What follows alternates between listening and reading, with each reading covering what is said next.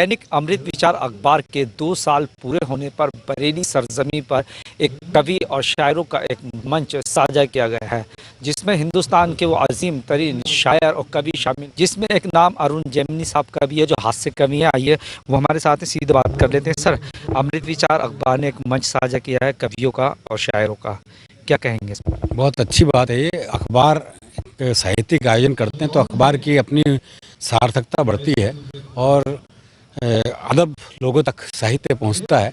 जो साहित्य है वो दरअसल क्या है कि मनुष्य को बेहतर मनुष्य बनाने की प्रक्रिया है। तो ये बहुत अच्छा कदम है, ये कार्यक्रम किया, इसके लिए मैं अमृत विचार को बधाई देता हूँ, बहुत बहुत शुभकामनाएं देता हूँ।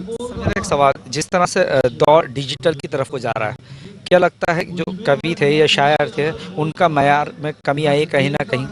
नहीं, कोई कमी नहीं आई, क्योंकि ये चीज़ सामने आमने सुनने की है। आप डिजिटल पे वो बात ला ही नहीं सकते सर। जो लाइव में है वो लाइव है। कितनी बातें लाइव में ही सूझती हैं और जो लाइव का मजा है वो ये डिजिटल से नहीं हो सकता।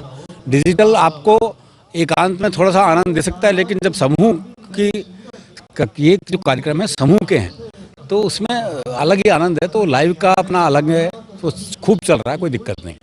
कहते हैं कि सेहत को बेहतर रखना है, अच्छा रखना है तो हंसना ज़रूरी है। उसके लिए आप एक हास्य कवि हैं, प्रेरणा कहाँ से मिली सर? सर, प्रेरणा तो हास्य तो चारों तरफ है और हास्य से बड़ी जो उपासना है वो कोई नहीं है। क्योंकि आप हंसते हैं तो धरती आपकी है और आकाश आपका है। रोने बैठ गए तो कोई रुमाल तो आज तक बना नहीं जो रोते हुए आदमी के आंसू पहुँच दे। और किसी शायर ने कहा भी है कि या तो दीवाना हंसे या तू जिसे तौफीक दे, वरना इस दुनिया में आके मुस्कुराता कौन है।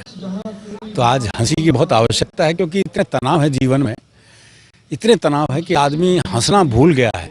तो हंसना बहुत ज़रूरी है स्वास्थ्य के लिए भी और आदमी के अपने निर्मल मन के लिए भी। क्योंकि आदमी हंसता है तो उसका मन भी निर्मल होता चला जाता है। क्योंकि एक जगह मैंने पढ़ा था कि जहाँ हास्य नाटक अधिक होते हैं, हास्य का कार्यक्रम ज़्यादा होते हैं, वहाँ अपराध भी कम होते हैं।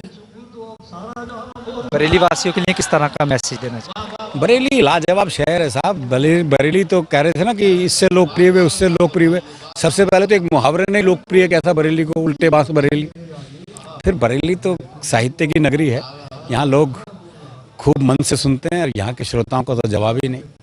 बहुत बहुत शुक्रिया अमृत विचार से खास बातचीत करने के लिए। ये थे हमारे साथ हरियाणा से अरुण जेटली साहब, और उनका साफ तौर पर कहना है कि स्वस्थ रहना है तो हंसते रहिए। कैमरा पर्सन फरदीन अली के साथ मैं अब्दुल वाजिद, अमृत विचार।